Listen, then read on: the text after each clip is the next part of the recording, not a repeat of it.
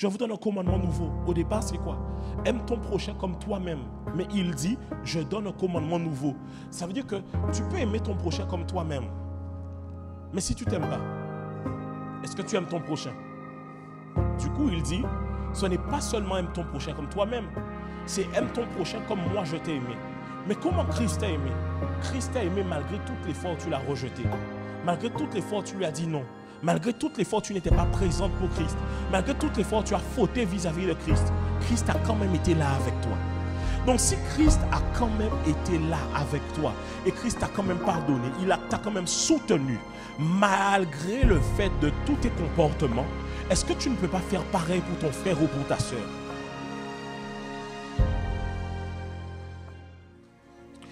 Alors le titre de mon message pour vous, il va aller en continuité avec ce qu'on a vu la semaine dernière. Tu étais là la semaine dernière?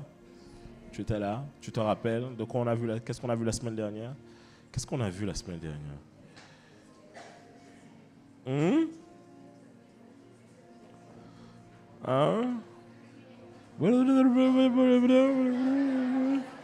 Je comprends pas beaucoup là ce que vous dites là.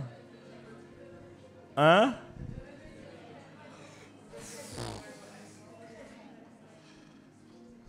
Vous comprenez quelque chose les autres? Je ne comprends pas. Ah, il y en a, vous allez te vérifier sur YouTube. Hein? Que veut dire concrètement être... Donc c'est ce qu'on a vu la semaine dernière. C'est ce qu'on a vu la semaine dernière. Que veut dire concrètement être en Christ? C'est ce qu'on a vu la semaine dernière. Que veut dire concrètement être en Christ? Alors, on avait pris un verset. Vous vous rappelez le verset qu'on avait pris ou pas? Est-ce que vous vous rappelez du verset qu'on avait pris? 2 Corinthiens 13, 5. 2 Corinthiens 13, 5. On va le prendre. Tiens, ce serait bien qu'on le prenne. Et vous allez, pour ceux qui n'étaient pas là la semaine dernière, avoir l'état d'esprit dans lequel on est. 2 Corinthiens 13, 5, il dit ceci. Examinez-vous vous-même pour savoir si vous êtes dans la foi. Éprouvez-vous vous-même. Ne reconnaissez-vous pas que Jésus-Christ est en vous, à moins que peut-être que vous ne soyez réprouvé. Alors là, c'est la version Louis II, mais est-ce qu'on peut me mettre semeur ou parole de vie? Peu importe. Hein. Peut-être entre les deux, semeur, parole de vie. Il dit quoi? Interrogez-vous, voyez si vous vivez comme des croyants, examinez-vous, vous reconnaissez bien que Jésus-Christ est en vous, n'est-ce pas? Ou alors vous ne pouvez pas donner des preuves de votre foi. Mais moi, parole de vie, non, semeur, s'il te plaît, semeur, please. Il dit, faites donc vous-même votre propre critique et examinez-vous pour voir si vous vivez dans la foi. Ne reconnaissez-vous pas que Jésus-Christ est en vous? À moins peut-être que cet examen aboutisse pour vous à un échec. On est ensemble jusque-là? Alors, c'est important pour nous de voir cette série qu'on est en train de faire parce que, par exemple, vous l'avez déjà vu pour ceux qui, vous êtes souvent sur les réseaux sociaux, il y a beaucoup de vidéos des fois où on va interroger un chrétien, on va lui dire est-ce que tu es chrétien? Vous êtes chrétien, musulman, vous êtes de quelle foi, quelle religion? Et il y a beaucoup de gens qui disent je suis chrétien. Tu dis maintenant cite-nous 2 versets. Bon, il ne peut pas citer 2 versets. Bon, cite 2 versets même tu ne peux pas citer. Quelle vie même que tu peux vivre réellement? Est-ce qu'on est ensemble? Le but n'est pas non plus de connaître la Bible par cœur, mais vous devez vous rendre compte que dans la globalité, la plupart des gens qui se disent chrétiens ne sont pas réellement chrétiens. Et on l'a vu la semaine dernière. On a vu la semaine dernière qu'il ne suffit pas de dire en fait, tu n'es pas chrétien parce que tes parents t'ont amené à l'église. Si tes parents sont chrétiens et que toi, du coup, tu es allé à l'église avec tes parents, tu es simplement enfant de chrétien. Mais ça ne fait pas de toi un chrétien. Tu n'es pas chrétien parce qu'on t'a baptisé quand tu étais bébé. D'ailleurs, Jésus n'a pas été baptisé bébé, il a été baptisé à l'âge de 30 ans. Ça ne fait pas de toi un chrétien. Un chrétien, réellement, on a vu la semaine dernière qu'un chrétien, c'est quelqu'un qui... L'appellation vient de Antioche au moment où les disciples ont été nommés comme étant des... vous vous rappelez, Christianos, est-ce qu'on est ensemble? Et ça vient de Christos qui veut dire Christ, et donc on disait que c'était des petits Christ en réalité. Leur attitude, leur comportement faisait référence à Christ. Ça veut dire que quand ils agissaient, ils faisaient comme Christ. Alors souvent les gens vont se dire oui mais moi je ne suis pas Jésus. Mais non, mais les disciples étaient des hommes comme toi et moi. Ça veut dire que si en étant des hommes comme toi et moi, ils ont la capacité de montrer au monde qu'ils sont comme Christ, nous avons aussi la même capacité de pouvoir le faire. Est-ce qu'on est ensemble? Maintenant, pose encore la question à ton voisin, es-tu réellement chrétien? Dis-lui, est-ce que tu es sûr? Bon, j'ai dit 2024, c'est amour et douceur, c'est ça? Je veux parler à quelqu'un. Écoutez, vous avez tellement de gens des fois qui vous disent chrétien, et puis pour te montrer qu'il est bien chrétien, avant le repas, il prie bien, tu vois. Non, mais moi j'ai la foi. Hein. Avant le repas, Seigneur éternel Adonai des armées. Ouh! C'est pas ça là qui fait de toi un chrétien. Ok? Et on a vu la semaine dernière que Jésus d'ailleurs, lui, ne nous a jamais dit allez faites de toutes les nations des chrétiens. Il dit allez faites de toutes les nations des disciples. Est-ce qu'on est ensemble jusque-là? Maintenant, on a vu que les hommes ont appelé les disciples des chrétiens. Et donc, mais en tant que tel, peu importe que ce soit chrétien ou disciple, le fond du fond, selon ce que Christ attend de nous, c'est d'être un disciple, bien évidemment. Est-ce qu'on est ensemble? Dieu n'attend pas de nous que nous soyons des croyants. Ça n'a rien à voir avec ça. Dieu n'attend pas de nous que nous soyons simplement des chrétiens comme le monde le voit, mais que nous soyons réellement des disciples. On est ensemble jusque-là? Alors le titre de mon message, pour ce faire, pour aller en continuité avec la semaine dernière, c'est « Devenez disciples de Christ ». Devenez disciples de Christ. Dis à ton voisin, deviens disciple de Christ. Dis-lui, arrête de faire semblant, Hein? Dis-lui, d'après toi, tu fais toujours notre Père qui est aux cieux. Non, dis-lui, aujourd'hui, là, il faut vraiment changer. Hein? On est ensemble ou pas? Dis, être chrétien et être un disciple, ce n'est pas juste mettre un verset dans ta bio Instagram. On peut avancer encore. En plus, la photo de profil ne va souvent pas avec le verset qui est dedans en plus. Aïe. Comment tu peux mettre une photo de profil de toi à moitié nu, que tu sois homme ou femme, et dans ton profil, là, tu mets un bio, l'Éternel est mon berger. Laisse l'Éternel tranquille. Laissez l'Éternel tranquille. Mais je vous pose une vraie question. Est-ce que votre Instagram, il est chrétien?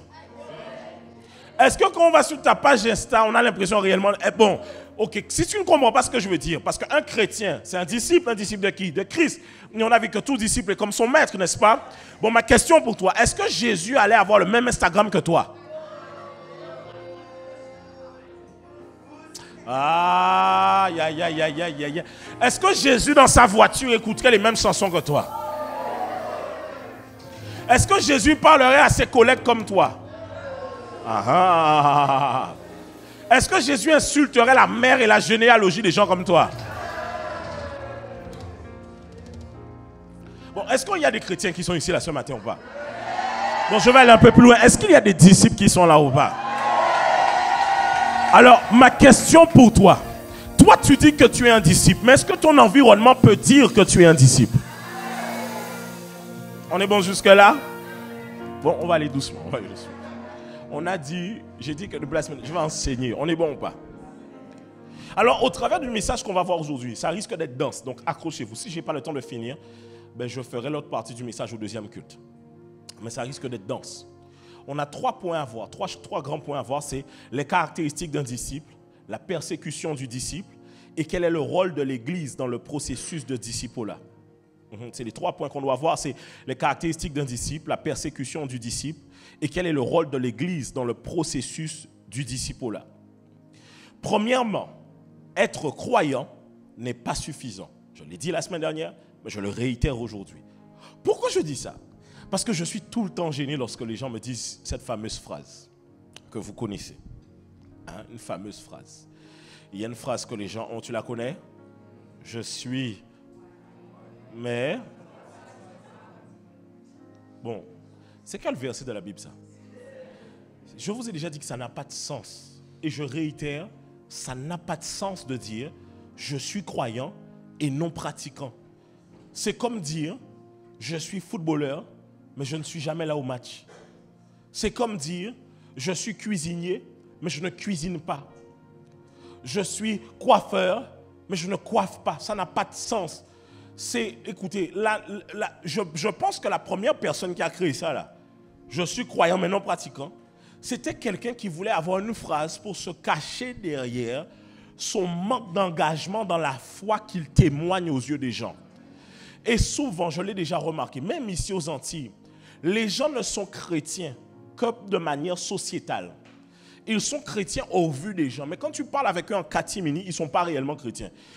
Quand tu creuses un peu, tu te rends compte qu'ils doutent même de leur propre foi, ils doutent de leur propre Dieu, ils doutent de leur propre Bible. Mais quand il faut le dire devant les gens, ils vont dire non, mais moi je suis chrétien. C'est juste parce qu'ils savent que c'est mieux accepté. Les amis, mais qu'allez-vous faire quand nous serons dans un monde, et nous sommes en train d'aller dans un monde comme cela, où de plus en plus votre foi, c'est parce qu'on est aux Antilles, mais quand vous êtes en France, être chrétien là, c'est pas forcément... En fait, d'un côté, c'est bien parce que de plus en plus de gens donnent leur vie à Christ. Mais d'un autre côté aussi, c'est de plus en plus has-been aux yeux des gens. Qu'allez-vous faire si les gens ne croient pas en votre foi? C'est la raison pour laquelle vous ne devez pas rester dans la dimension de « je suis croyant, non pratiquant ». D'ailleurs, je vais même vous dire une chose. Dieu ne veut pas que vous soyez un croyant. Dieu ne veut pas que vous soyez un croyant. Jacques chapitre 2, verset 19. Et on va prendre notre Bible au fur et à mesure. Note bien les versets. Va les lire à la maison, comme ça tu auras de quoi appuyer. Il dit quoi? C'est Jacques qui parle. Il dit, tu crois qu'il y a un seul Dieu. Tu fais bien. Les démons le croient aussi et ils tremblent. Cela veut dire que si les démons croient aussi en Dieu et que toi tu crois en Dieu, quelle est la différence entre toi et les démons? Oh, taquine bien ton voisin à côté de moi. Dis-lui, fais pas semblant. Ouvre les oreilles, ouvre les oreilles. Dis-lui, non, man, ou courir, les dit en vérité, ou fâcher, ou bouder. Dis-lui, ou pas bouder rien, genre là. Dis-lui, faut travailler ton caractère là. Tu aimes trop bouder. Ton voisin, si je lui dis, Jésus va faire pour toi, il est, ouais, quand je commence à lui parler comme ça, il m'aura comme ça. Tu peux te fâcher comme tu veux, je vais te dire la vérité. On est ensemble, mon bas. Tu ne peux pas dire simplement, je suis un croyant. Être un croyant, ce n'est pas être différent des démons. Les démons aussi croient en Dieu. Satan croit en Dieu. Maintenant, la différence, c'est que tu ne peux pas toi-même simplement dire je suis croyant et pratiquant. Tu dois aussi marcher dans la foi que tu dis témoigner. Deuxièmement, un disciple de Christ est comme Christ. Un disciple de Christ est comme Christ. Un disciple de Christ est comme Christ. Est-ce qu'on est ensemble? Un disciple de Christ est comme Christ. La Bible dit le disciple n'est pas plus que le maître. Mais tout disciple accompli sera comme son maître. Je vais aller aussi dans Galates 5, 22 parce que on dit que l'esprit de Jésus, c'est l'esprit de la prophétie dans le livre d'Apocalypse, mais l'esprit de la prophétie, c'est le Saint-Esprit qui avait été prophétisé dans Joël 2, 28, qui s'est accompli dans Actes. Et donc, Christ avait en lui l'esprit de Dieu. Et c'est cet esprit qui manifestait un certain caractère. Et on va aller dans maintenant Galates 5, 22 qui dit, mais le fruit de l'esprit, c'est l'amour, la joie, la paix, la patience, la bonté, la bénignité, la fidélité, la douceur et la tempérance. On va voir ensemble que c'est chaque caractéristique, ce sont des choses qu'on doit retrouver dans ta vie, toi en tant que chrétien. Alors maintenant, allons voir la première fois où Jésus lui-même a nommé ceux qu'il a choisis comme étant ses disciples. Matthieu chapitre 10, verset 1. Puis, ayant appelé ses 12 disciples, il leur donna le pouvoir de chasser les esprits impurs et de guérir toute maladie et toute infirmité. Ce n'est pas à ce moment-là qu'il les a nommés, mais la Bible explique qu'il a appelé les 12, il a prié toute la nuit, je n'ai pas pris le verset, j'ai oublié de le mettre, il a prié toute la nuit, le matin il s'est réveillé et il a choisi quels allaient être les disciples qu'il allait pouvoir travailler avec lui. Et ce que les disciples avaient reçu comme mandat, en plus de ce que lui-même accomplissait dans son caractère, c'est ce que lui il faisait. Cela veut dire que premièrement, un disciple fait comme Christ, un disciple de Christ fait comme Christ. Cela veut dire que dans la vie de tout chrétien, on doit retrouver ce qu'il dit ici, le fait de prier pour les malades, de chasser les démons. Il dit quoi? Il dit, il les a appelés pour chasser les esprits impurs, leur donna le pouvoir pour chasser les esprits impurs, guérir toute maladie et toute infirmité. Ce sont des caractéristiques que l'on retrouve dans la vie d'un chrétien normalement, de tout chrétien. Chrétien qui veut dire disciple, tu es censé retrouver ces caractéristiques-là dans le fait de faire. Dis avec moi dans le fait de faire.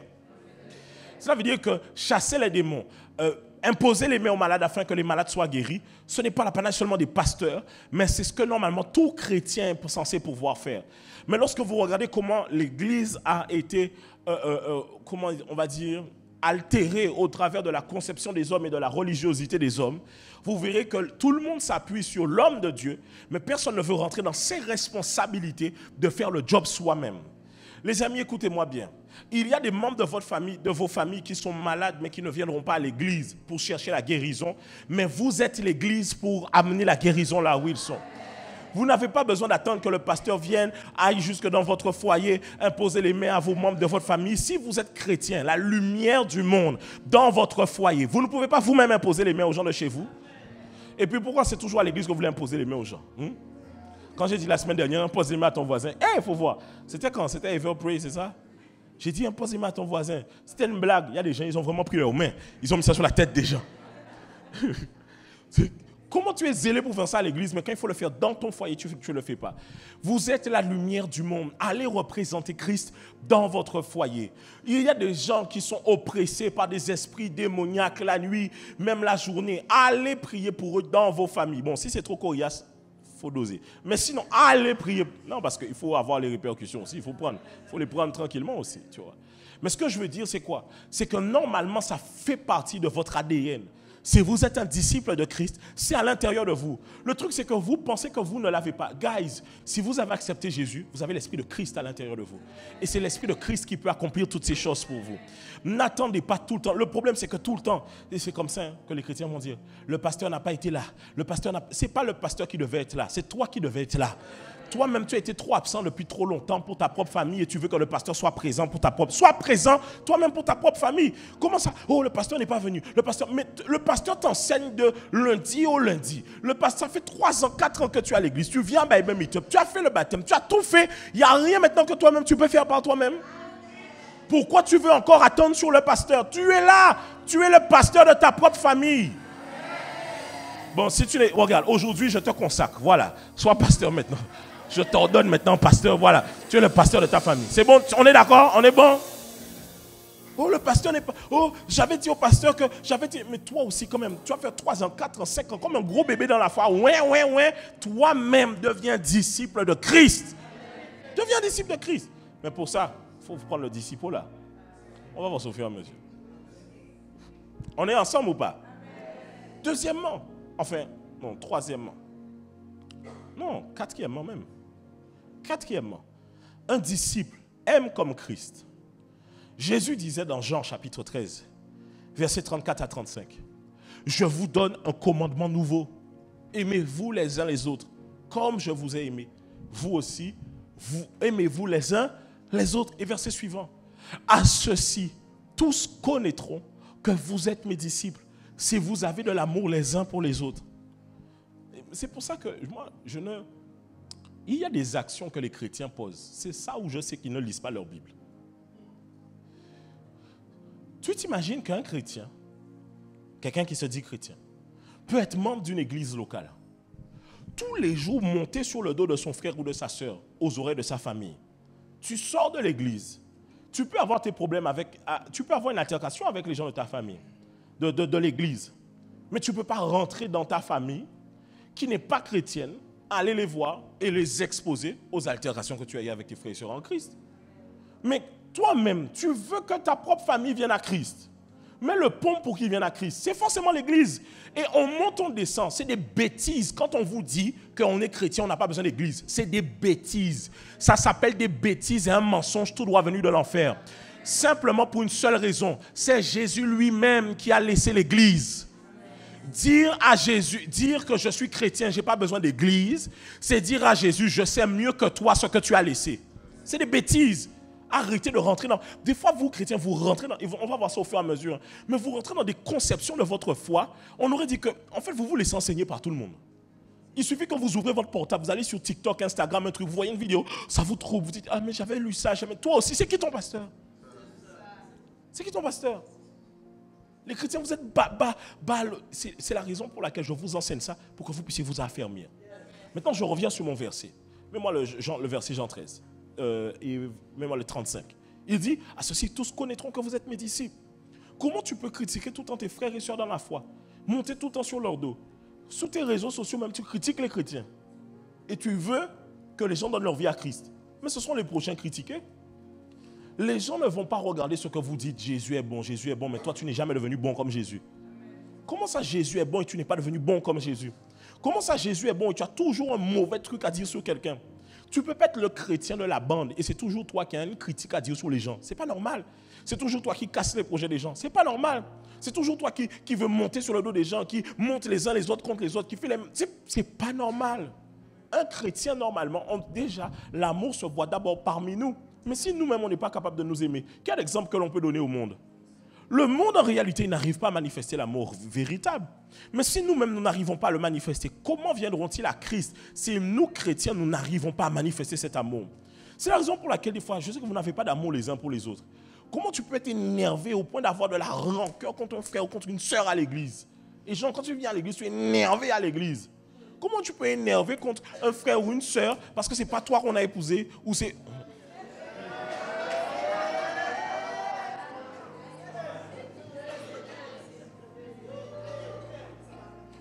Je bénis Dieu pour les chrétiens matures qui ont pu fréquenter quelqu'un et qui, après avoir fréquenté cette personne-là, ça n'a pas marché et que quand la personne s'est mariée, ils ont rendu gloire à Dieu.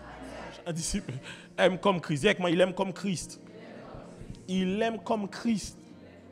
Ça veut dire quoi? Il dit, remets-moi le verset, Jean 13, mets-moi 34, plus 34. Il dit, je vous donne un commandement nouveau. Au départ, c'est quoi? Aime ton prochain comme toi-même. Mais il dit, je donne un commandement nouveau. Ça veut dire que tu peux aimer ton prochain comme toi-même. Mais si tu ne t'aimes pas, est-ce que tu aimes ton prochain? Du coup, il dit, ce n'est pas seulement aime ton prochain comme toi-même, c'est aime ton prochain comme moi je t'ai aimé. Mais comment Christ t'a aimé? Christ t'a aimé malgré toutes les fois où tu l'as rejeté. Malgré toutes les fois où tu lui as dit non. Malgré toutes les fois où tu n'étais pas présente pour Christ. Malgré toutes les fois où tu as fauté vis-à-vis de Christ. Christ a quand même été là avec toi. Donc si Christ a quand même été là avec toi et Christ t'a quand même pardonné, t'a quand même soutenu malgré le fait de tous tes comportements, est-ce que tu ne peux pas faire pareil pour ton frère ou pour ta sœur? Des fois, je trouve que vous êtes trop durs l'un envers l'autre. Une petite chiffonnade et tu dis, je ne parle plus un tel. Comment tu peux être aussi dur comme ça? Je ne parle plus un tel, m'en vais pas voir un tel encore. Et puis des fois, tu penses que quand tu dis ça, là, ça fait quelqu'un de toi de vraiment, waouh, on se dit, waouh, ah ouais, tu es forte. Non, tu es nul. Tu es nul. Pourquoi? Tu n'es pas selon ce que Christ te demande de faire. Tu ne peux pas être dans une... On dit qu'on ne parle plus aux gens que lorsque en constante et permanence, ou bien de manière constante, ils agissent pour te faire du mal. Mais quand quelqu'un fait une erreur, est-ce qu'on lui tourne le dos pour une erreur? Christ t'a tourné le dos pour une erreur? Et vous voulez que les gens acceptent Christ. Quel Christ? Vous savez, les gens ne voient pas Jésus, hein, mais ils vous voient vous. Mais s'ils n'arrivent pas à voir Jésus au travers de vous, voudront-ils du Jésus que vous prêchez? Alléluia. On est ensemble? On a combien de points là? 4e. On passe au 5e. Un disciple pardonne comme Christ. Colossiens chapitre 3, versets 13 à 14. Je vais le donner en français courant. Il dit, supportez-vous les uns les autres. Dis à ton voisin, supporte-moi. Dis-lui, supporte-moi, supporte-moi. Surtout ta femme et ton mari. Regarde-le, dis-lui, supporte-moi. Parce qu'après certaines années, on n'arrive plus à se supporter. Supportez-vous les uns. Et si l'un de vous a une raison de se plaindre d'un autre, pardonnez-vous réciproquement, tout comme le Seigneur vous a pardonné. Je parlais avec une amie hier, et elle me disait, ouais, mais telle personne avait parlé contre toi. Et je disais à ma femme, mais en fait, le truc, c'est que même quand des fois les gens parlent contre moi, et c'est des gens, surtout quand c'est des gens que j'évite maintenant de faire ça, je vais quand même en profondeur. Mais mon habitude, c'est quoi? C'est que quand c'est quelqu'un qui est autour de moi, ou quelqu'un que j'ai côtoyé, qui parle contre moi, quand on me dit que quelqu'un a parlé contre moi, j'évite le sujet. Je ne suis même pas des fois au courant. Je dis, mais je ne suis même pas... Et c'est derrière moi, je dis, mais tu sais que ça fait 2-3 ans que tu me dis ça, ou 4 ans, mais je ne suis même pas au courant de ce que la personne a dit. C'est-à-dire que si je recroise la personne, peut-être elle va être gênée, mais moi je ne vais pas être gêné. Parce que je ne suis même pas au courant de ce qu'elle a dit. Pourquoi? Parce que je me suis rendu compte que dans la vie, il faut voyager le cœur léger. Certains d'entre vous, là, vous êtes lourds spirituellement. Vous avez plein de bagages avec vous. Vous avez des sacs et des bagages. Et vous êtes en train de dire, oui, je suis libre en Christ. Alors que vous avez emprisonné beaucoup de gens dans votre prison spirituelle. Là. Tu as ton père que tu ne pardonnes pas. Ta mère, tu ne pardonnes pas. Ton frère, tu ne pardonnes pas. Comme dans nos familles entières, on a toujours un problème. Quand tu rentres aux Antilles des vacances, là, quand tu es, par exemple, tu habites en Hexagone, et tu rentres aux Antilles pour les vacances, tu ne sais jamais quel oncle ou quelle tante aller voir. Parce qu'il y a un nouveau problème qui a éclaté, qui fait que tonton Intel pas parler, tonton Intel, mais pas jambé en les gazons à tonton Intel, parce que tonton Intel ne veut pas ça. Tu dis que, messieurs, c'est comme ça qu'il y a des quartiers chez toi, il faut changer le nom, il faut appeler ça Gaza ou un truc comme ça. Tu vois, ça devient grave, c'est-à-dire qu'il y a toujours des problèmes là-bas. Et donc toi, tu es là et tu pardonnes pas un tel, tu pardonnes pas un tel. Et quand on va même dans ton Instagram, combien de gens tu as déjà bloqué parce que tu es grillé avec eux? Sur ton WhatsApp, combien de gens tu as déjà bloqué parce que tu es grillé avec eux? Mais tu arrives à l'église, hein? Le roi de gloire fait son entrée. Le roi de gloire qu'il fasse son entrée dans ton cœur. Pardonne. Dis à ton voisin, pardonne, pardonne. Pardonne. Pardonne. Pardonne. Souvent, ce que je fais, c'est que je m'assois et je fais attention quand quelqu'un me blesse. Je me demande, est-ce qu'actuellement, cette situation, je ne la garde pas dans mon cœur depuis longtemps? Si ça fait un moment que je la garde, je fais tout mon possible pour arriver à un point où je règle cette situation et je ne reste pas dans ce contexte-là. C'est difficile. Les amis, vous voulez garder cette rancœur-là longtemps encore? Quand c'est à l'intérieur de vous, vous voulez la garder longtemps? Et des fois, il y en a, hein, sincèrement, vous dites que vous êtes courageux, mais vous n'êtes pas courageux. Vous faites semblant d'être courageux. Aux Antilles, on a beaucoup ça. Des gens qui te disent, ah non, Marat, dis les choses franchement, c'est pas vrai. Tu es juste impoli, mais tu n'es pas courageux. C'est la vérité. Parce que quand on est courageux et que quelqu'un nous a fait quelque chose, on prend son courage à deux mains pour aller le voir.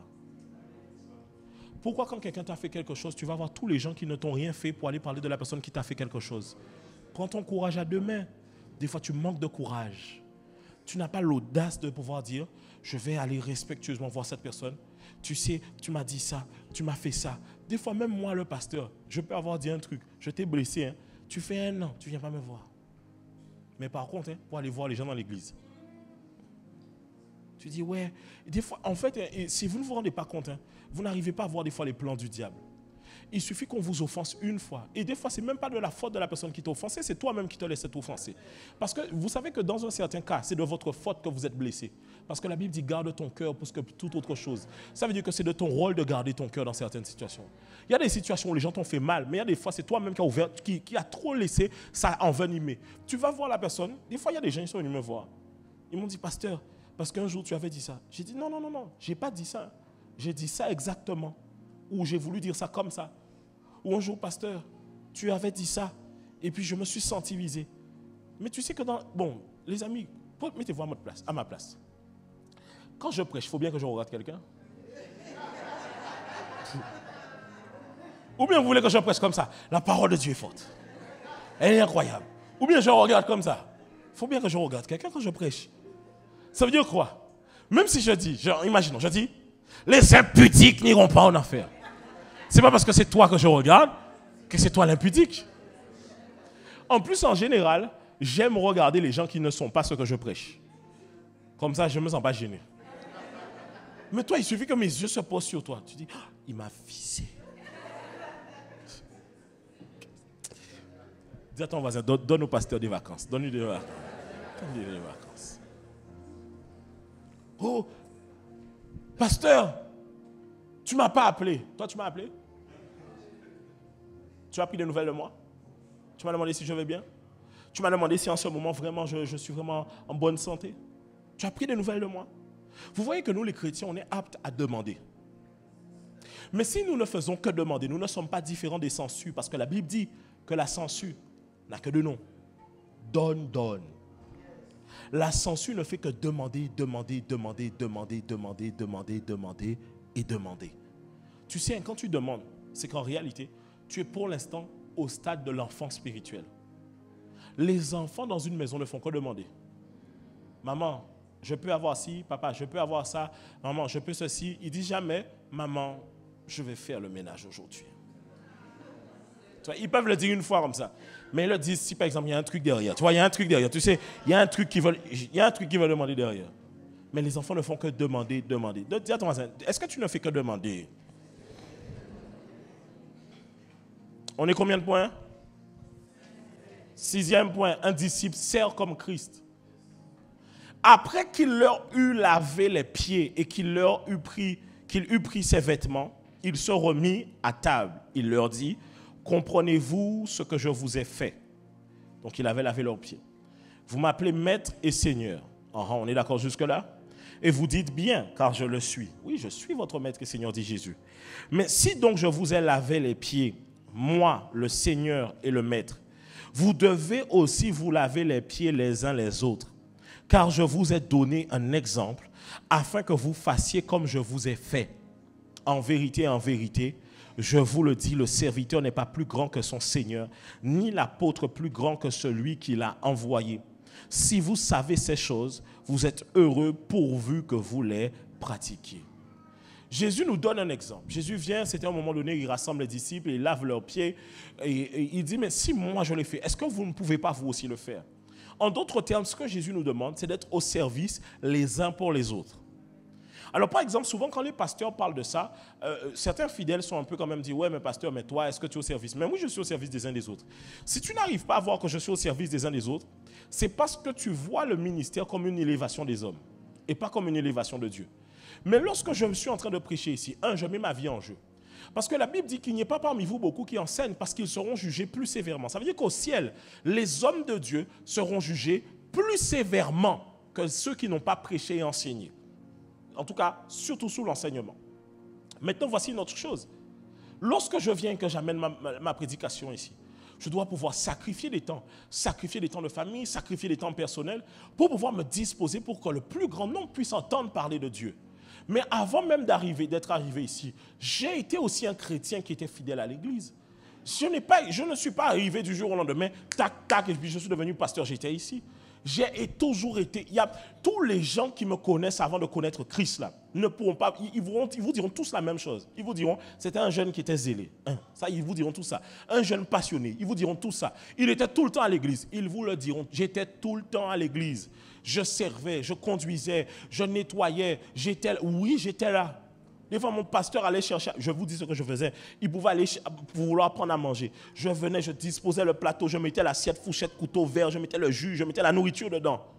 J'avais aucune honte à ça. Aucune honte. Moi, le truc qui m'a le plus tué, je vous dis vrai. Vous savez c'est quoi? J'aime pas les mouchoirs. Mais des fois, un de mes pasteurs mouchait, il me demandait d'aller jeter les papiers pour lui. Ça, j'avoue que c'était la mort à moi. Voilà, ouais. Déjà, j'aime pas les mouchoirs. Qui propre, qui pas propre, m'a aimé. Tu vois? Mais là, je faisais comme ça. Tu vois? Oui. Je conduisais les gens. Je servais, je prenais le métro loin. Oui, je l'ai fait. Guys, je l'ai fait. Et même, quand je me retrouve en face d'un père, je le fais encore. Je le fais encore. Je crois que quand j'arrive devant un père, je fais, c'est moi l'apôtre. Non. C'est les pères des fois qui vont me taquiner en me disant, oh l'apôtre.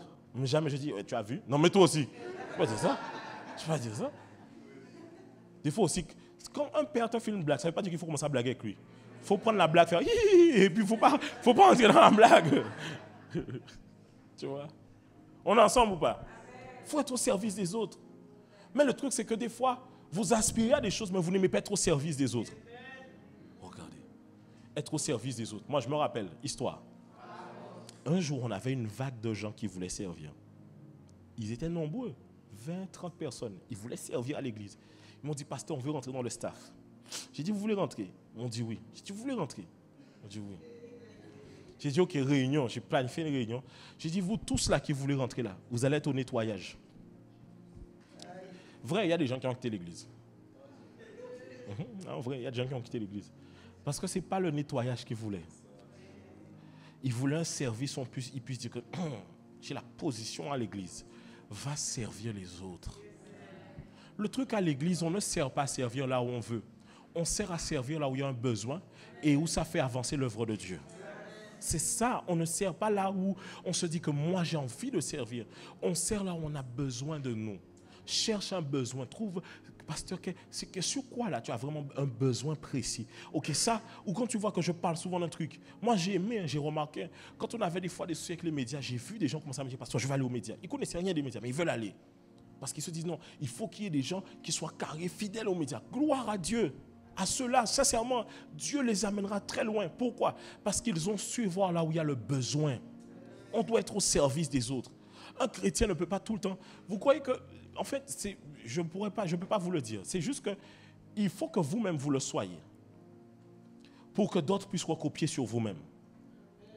Mais ceux qui sont souvent avec moi le voient. Des fois, je vous donne un exemple. Des fois, il y a des gens qui nous aident des fois à la maison. Vous pensez que je ne fais pas à manger pour vous des fois? C'est un plaisir pour moi des fois de faire à manger.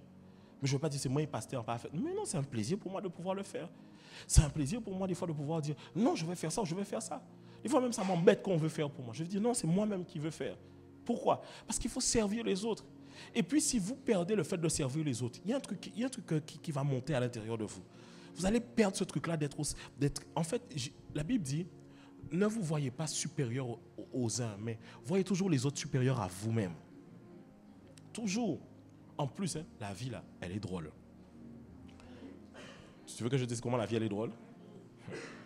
La vie est tellement drôle que la personne qui est assise à côté de toi peut devenir ton pasteur demain. C'est ça là que tu ne sais pas. Tu crois quoi? Mais moi aujourd'hui, il y a des gens qui, une fois qu'ils viennent à l'église, ils m'ont vu accepter Christ. Ils me disaient, oh Tony, il faut continuer comme ça, sois zélé avec le Seigneur. Aujourd'hui, c'est moi leur pasteur. Ça, donc la vie, elle est très drôle. Donc ne néglige pas les gens qui sont à côté de toi. D'ailleurs, même il y a quelqu'un à côté de toi, imagine demain, c'est le futur millionnaire de je ne sais pas quoi. Mais tu lui as manqué de respect tellement de fois à l'église. Quand il t'a dit bonjour, tu as fait, tif. Moi, je ne dis bonjour qu'aux gloires. Là, le gars maintenant, ma soeur, tu peux recaler un frère. Mais il y a une manière de le recaler. Parce qu'il y a des frères là. Le destin arrive sur eux, bim, il change. Quand le gars est dans la gloire, tu vas dire quoi? Il va te faire sentir que la manière comme tu l'avais recalé la dernière fois. Là. Recalme gentiment. Ah mon frère, vraiment, je suis honoré de la proposition. Vraiment, waouh, c'est vraiment extraordinaire. Mais malheureusement, bien que dans une autre vie, j'aurais voulu, dans celle-ci, je ne peux pas. Mais toi, un frère vient te voir et te dit, si tu fais...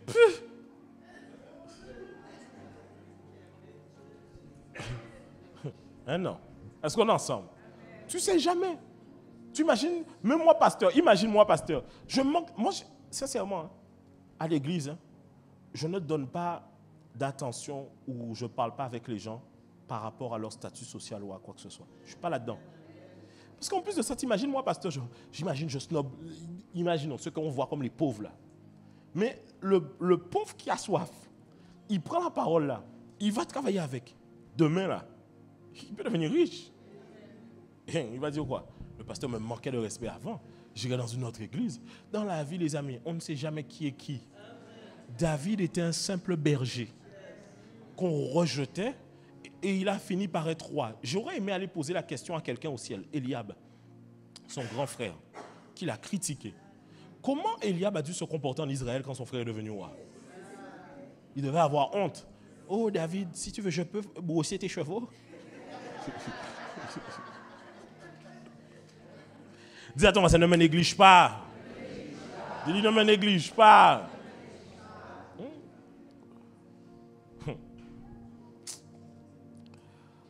Jésus disait, ma nourriture est de faire la volonté de celui qui m'a envoyé et d'accomplir son œuvre.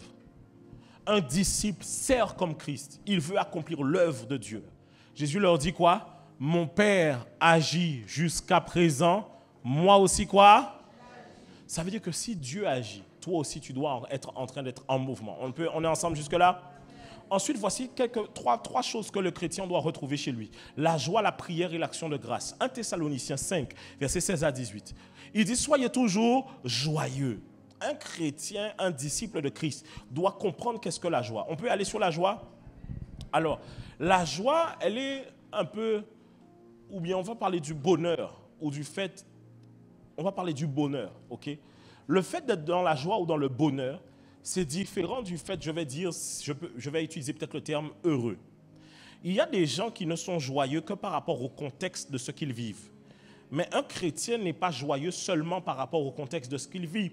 Il apprend à être joyeux même quand le contexte ne se prête pas à la joie. Cela veut dire que, les amis, c'est difficile ce que je vais vous dire, mais vous êtes prêts? Sincèrement, ça va à l'encontre de tout ce qu'on nous dit actuellement dans la société. Un chrétien ne peut pas demeurer dans la dépression, l'angoisse et l'anxiété. Non, ce n'est pas possible. Ce n'est pas possible. Ça peut venir frapper à la porte de chez toi, à la porte de ton cœur, mais tu ne peux pas demeurer dedans. Non, non, non, non. Tu as le Saint-Esprit à l'intérieur de toi. Tu as le Saint-Esprit à l'intérieur de toi. Le Saint-Esprit n'est ni en dépression, ni anxiété, ni sous stress, ni sous quoi que ce soit. Cela veut dire que oui, il y a des situations qui peuvent te travailler, mais tu dois surmonter ces situations avec la joie de l'Éternel qui est ta force. La force avec la joie de Dieu, c'est qu'en fait, la joie de Dieu, elle ne dit pas qu'il n'y a pas de situations difficiles, mais elle dit que malgré les situations difficiles, je reste joyeux. Mais combien de disciples de Christ sont tristes quand le compte en banque est triste? Sont tristes. Vous êtes prêts? Il y en a là, vous devez être célibataire. Oui. Vous êtes trop habitués aux relations. Vous êtes trop habitués à ça. Ça fait que dans votre vie, vous vous êtes habitué à ce que quelqu'un vous aime et que quelqu'un vous le donne. Sauf que vous allez chercher ça chez tout le monde, mais les gens ne vont jamais être à la hauteur pour vous. C'est la raison pour laquelle vous êtes blessé dans chaque relation. Parce qu'au fond de vous, ce que vous ne voyez pas, ce que vous cherchez, il n'y a que Dieu qui peut vous le donner. Il n'y a que Dieu. C'est la raison pour laquelle, quand on est chrétien, on ne cherche pas à être en relation. Même si tu vois les gens se marier là, si toi tu as accepté Christ récemment, ne cherche pas ça. Cherche autre chose. On est ensemble? Dis à ton voisin, sois toujours joyeux. Mets-moi la suite du verset 17. Il dit quoi? Priez sans cesse. Un chrétien a une vie de prière. Un disciple de Christ ne peut pas être dans le contexte où il dit, moi je ne prie pas, mais Dieu est dans mon cœur. Je ne sais pas où est-ce que vous allez chercher vos phrases là, des fois. Là, mais... Tu sais, en plus, quand tu dis ça, tu te dis, genre, t'as tué ça. Tu vois? Tu connais les phrases genre en mode, moi, tu sais, les autres là, c'est des hypocrites. Hein, parce que c'est pas parce qu'on va à l'église qu'on a une relation. Laisse-nous tranquille. Il faut aller à l'église. Il faut aller à l'église. On aime parler comme ça que lorsqu'on sait qu'on rate ses devoirs. Pourquoi tu ne faisais pas ça à l'école? Tu sais, hein, j'ai 0, mais ce n'est pas grave. Hein. Je suis un très bon élève. Il fallait parler comme ça à l'école aussi. Tu sais, j'échoue à tous les examens, mais moi, je suis un bon élève. Il fallait parler comme ça aussi à l'école. Comment les chrétiens, vous aimez trouver des excuses comme ça? N'oubliez jamais, les excuses là, c'est le meilleur moyen de justifier son échec. On trouve des excuses quand on sait qu'on a mal fait. Quand tu sais que tu ne pries pas, ne cherche pas d'excuses de « oui, mais en fait, tu sais, c'est parce que ma vie en ce moment, ceci. » Non, dis juste « je dois m'organiser pour pouvoir rentrer dans une vie de prière stable et épanouie en relation avec le Saint-Esprit. » Mets-moi le verset suivant, verset 18. Il dit « rendez grâce en toutes choses, car c'est à votre égard la volonté de Dieu en Jésus-Christ. » Il dit « rendez grâce en toutes choses. » Le Seigneur, c'est sa volonté, que tu puisses lui rendre grâce en toute situation, tout ce par quoi tu passes. Tu as le droit de venir me voir et de me dire, pasteur, c'est difficile. Je ne dis pas le contraire. Tu peux pleurer, oui. Tu peux dire que c'est difficile, oui. Mais on ne va pas rester dedans. Tu sais, si tu viens en rendez-vous avec moi pendant 1 heure et que tu viens avec une situation difficile, tu dois t'attendre à rigoler à la fin. Tu crois quoi, quand je vais me mettre à pleurer pendant 1 heure avec toi? Oui, les 30 premières minutes, je vais pleurer. Je fais, oh, j'essaye, je donne mon maximum, ok? Des fois, ça m'embête tellement quand les gens souffrent parce que je sais que mon visage ne ressemble pas à l'empathie. Non, je sais ça. Non, je n'arrive pas à faire... Tu sais, attends.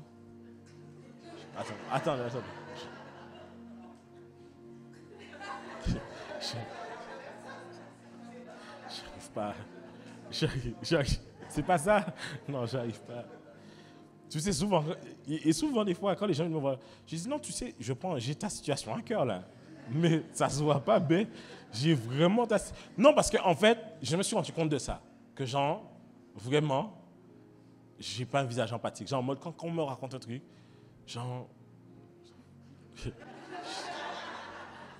Tu vois. C'est vrai ou c'est pas vrai? C'est vrai. Mais ça veut pas dire que je suis pas empathique, hein. C'est juste que Comment expliquer? Non, je sens le truc. Mais j'arrive pas à... Si tu arrives, gloire à Dieu, c'est que Dieu t'a donné un don. Reçois ce don dans le nom de Jésus. Mais il y a des gens qui arrivent, ils sont spécialistes à ça. Quand tu vas les voir, ils savent vraiment être avec toi. Waouh, c'est difficile, tu vois. Mais moi, quand j'arrive pas. Et donc, ce que je fais, c'est que genre, je ne parle pas. J'écoute. Mais à la fin, je ne peux pas te laisser comme ça. Non. Moi, je vais toujours t'amener à sortir maintenant de ça. Parce qu'en fait, quand tu es dans des moments difficiles, c'est comme si tu es dans une chambre enfermée. Il faut que quelqu'un vienne ouvrir les fenêtres et aère un peu la chambre pour toi. Tu as besoin de quelqu'un comme ça. Tu imagines si j'étais un pasteur mélancolique aussi, et toi avec ta mélancolie, on allait tous les deux pleurer beaucoup dans le bureau. Tu imagines? J'allais pleurer beaucoup avec toi. La Bible dit pleurer avec ceux qui pleurent, mais à un moment donné, la Bible dit aussi il y a un temps pour tout. Il y a un temps pour pleurer et il y a un temps pour se réjouir. Donc on va pleurer ensemble. Est-ce qu'on est ensemble? Mais à la fin des pleurs, on doit passer aussi à autre chose. On va rire ensemble, on va se réjouir ensemble. C'est la raison pour laquelle je veux vous dire ceci. Peu importe les situations par lesquelles vous passez, vous avez le droit d'exprimer le fait que c'est difficile. Mais vous devez aussi être prêt à entendre ce qui vous permet de sortir de cet état. C'est pour ça que la Bible dit « Rendez grâce en toutes choses ». En toutes choses, ça veut dire quoi? En toutes choses. Ça veut dire quoi? Tu as de l'argent? Rends grâce. Tu n'as pas? Rends grâce. Tu es dans le péché? Rends grâce. Tu es dans la sanctification? Ok, tu as perdu quelqu'un? Ok, donnez-moi des situations. Donnez-moi vos situations en question là. Tu es malade? Rends grâce. Tu n'as pas de travail? Ou pas ni mari? Pas ni madame? Rends grâce. Voilà, rends grâce. Pas ni chivé? Rends grâce. Non, je parle à un frère que la calvitie est en train de toucher en ce moment. Donne-moi un rends grâce. Ok. Dis avec moi la paix. Un disciple doit procurer la paix. Matthieu chapitre 5, verset 9, il dit « Heureux ceux qui procurent la paix, car ils seront appelés fils de Dieu. » Ce n'est pas normal que tu sois chrétien et que, genre, quand tu arrives dans un lieu où il y a trop la paix, tu sais, il y a des gens comme ça. Ils arrivent, par exemple, des fois, un nouveau collègue, il arrive comme ça. Tiens. Il y a trop la paix ici. Des pains au chocolat et des croissants le matin. C'est quoi ça? Des pots de départ parce qu'on aime bien les gens. Oh là là! Des statues, des trucs, des machins. Ah non, laisse-moi aller mettre un petit Milan dans l'histoire. Comment tu peux être un chrétien et toi tu aimes les... En fait, tu sais, un chrétien doit aimer les atmosphères de guerre dans le sens qu'il sait travailler dans la guerre, mais un chrétien, ce n'est pas lui qui provoque la guerre. Mais toi, des fois, il y a des gens là, quand il y a trop la paix, ils n'aiment pas ça. Tu sais, moi, je vous dis vrai, moi, sincèrement, toute personne qui, vrai, n'aime pas la paix, c'est-à-dire qu'il il travaille contre la paix, vrai, en tant que pasteur, j'ai le droit de te dire de ne plus venir ici. J'ai le droit de te le dire. Moi, je n'aime pas ça. Parce que tu as des gens, tu sais, quand ils arrivent dans l'église, par exemple, ils trouvent trop que vous avez trop de respect pour le pasteur. C'est bizarre. Il faut que ça change. Donc toi, tu arrives dans un lieu, et tu as des gens, ils aiment ça, hein, arriver dans un lieu et dire comment tout doit se passer.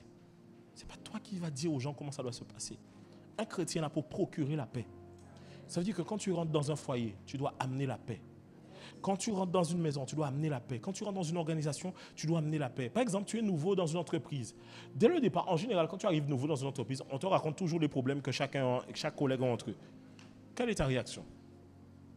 En mode, de toute façon, tout le monde hypocrite. Non, toi, tu vois, c'est ça aussi, il faut changer. Ta réaction doit être plus une réaction de, mais vous savez, et tu embrayes sur une situation, tu dis non, dans cette situation, il ne faudrait pas réagir comme ça, il ne faudrait pas voir les choses comme ça. Le pasteur, il va raconter une histoire. Il disait qu'il avait une responsable. Il avait une responsable dans l'entreprise où il travaillait. Je crois que c'est ça, ingénieur commercial, un truc comme ça. Je crois que c'était ça. Je crois que l'appellation, elle existe. Hein. Ingénieur commercial, je crois que c'était un truc comme ça. Et il disait qu'il avait une responsable que personne n'aimait. Personne n'aimait cette responsable-là. Parce qu'elle venait, et quand elle arrivait, genre, par exemple, elle aimait crier sur les gens, embrouiller les gens, reprendre les gens mal. Et tout le monde la fuyait, tout le monde parlait mal d'elle. Et il disait un jour qu'elle est venue elle est venue le voir, cette responsable-là, et qu'elle a commencé un peu à l'embrayer. Et il a donné vraiment des paroles d'encouragement à cette femme-là. C'était sa responsable. Hein. Il lui a dit, tu sais, hein, il y a des choses aussi que les gens ne voient pas à l'intérieur de toi. C'est que réellement, tu es une bosseuse, tu es comme si tu es comme ça. Je ne sais pas ce qui a vécu et qui a fait que tu es devenu comme ça. Mais moi, je crois que tu es une bonne personne. Et il raconte qu'une fois, un jour, alors qu'il y avait un gros problème qui se passait dans le travail, la responsable a dit, de toute façon, ici, il n'y a que Yvan qui me comprend. Tu vois? Bon, il dit que dans l'histoire, il se retrouve un peu mal parce que tous les collègues le regardaient mal. Parce que tu sais, les collègues n'aiment pas quand toi, tu sors un peu du truc pour dire que tu concilies. Ils n'aiment pas ça, les gens aiment beaucoup les problèmes, tu vois ou pas? Les gens aiment ça. Hein. C'est que si toi, tu es le bon collègue, ils ne t'aiment pas. Ils veulent que tu sois avec eux dans tous les cancans, dans tous les trucs, tu vois. Il dit, il était un peu mal. Mais ici, on se compte, tu vois, au final, il y a des gens là qui ont des mauvais caractères, mais vous n'apprenez pas à prendre le temps avec eux de savoir Pourquoi ils sont comme ça? Qu'est-ce qu'ils font qu'ils parlent comme ça? Qu'est-ce qu'ils font qu'ils sont comme ils sont? Pourquoi? À un moment donné, il faut changer quand même. Hein. Mais pourquoi ils sont comme ça? Dites-moi, heureux ceux qui procurent la paix. Demande à ton voisin, est-ce que toi tu procures la paix?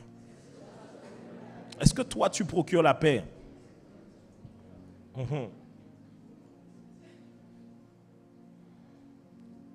Votre douceur. Êtes-vous doux?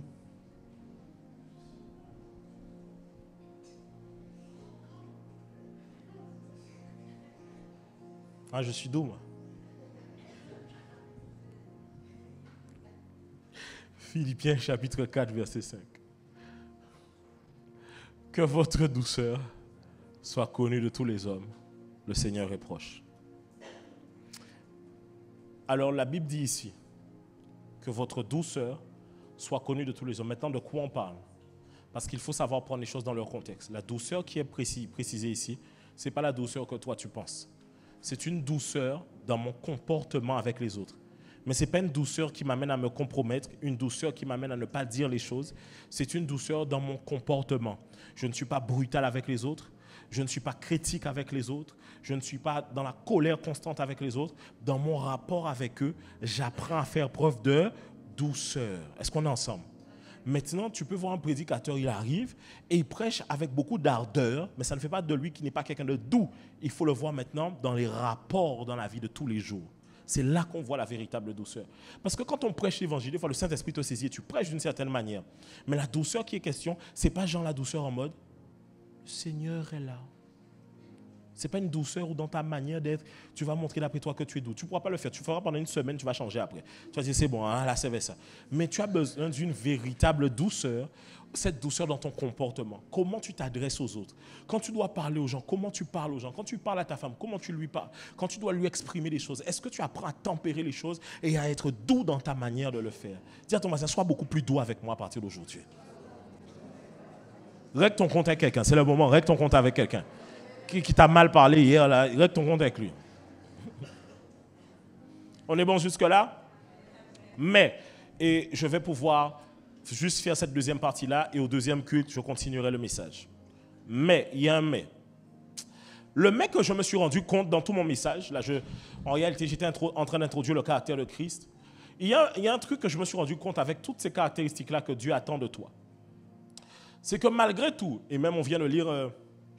C'était quoi, Philippiens 4, 5, il dit que votre douceur soit connue de tous les hommes. Alors, je me suis dit, waouh, c'est bien beau. Mais en même temps, il y a comme un revers de la médaille. C'est qu'en tant que disciples de Christ, il y a quelque chose qui est comme injuste pour nous. C'est que nous allons accomplir toutes ces choses, mais ça ne veut pas dire que le monde en face de toi reconnaîtra que tu es comme cela et va agir en fonction de ce que tu es en train de faire. C'est ce qui est un peu injuste dans l'histoire avec Christ. C'est que tu auras l'impression que tu es en train de perdre. Parce que dans ton travail, là où tout le monde ment, là où tout le monde se tire les pattes, là où tout le monde se scie, toi tu es en train de bien faire. Et ça risque des fois même de se retourner contre toi dans certaines situations. Tu vas te retrouver à faire preuve de douceur avec les autres, mais les gens ne vont pas forcément faire preuve de douceur avec toi. Tu ne seras pas le plus en jugement. Vous savez que par exemple, les gens disent, je donne un exemple. Des fois... Il faut que Bon, moi j'ai un problème des fois avec certains païens qui aiment utiliser des clichés qui datent d'il y a 20 ans.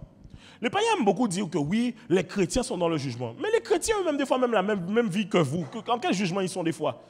L'église d'aujourd'hui, dites-moi quelle église d'aujourd'hui ou quels sont les gens d'aujourd'hui en globalité qui sont constamment en train de juger les païens? Disons-nous la vérité. Quelle église qui est aujourd'hui constamment en train de juger les païens? En train de dire les païens sont ceci, les païens sont cela. Non, quand un pasteur est en train de réprimander sur un sujet, c'est aux chrétiens qu'il est en train de parler, ce n'est pas aux païens.